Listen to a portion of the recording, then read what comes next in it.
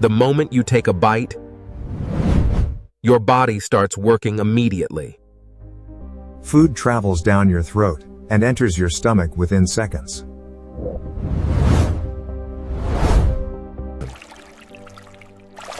Your stomach releases powerful acids to break the food apart. At the same time, muscles contract to mix everything together. This turns your food into a thick liquid called chyme. Then it slowly moves into your intestines for further digestion.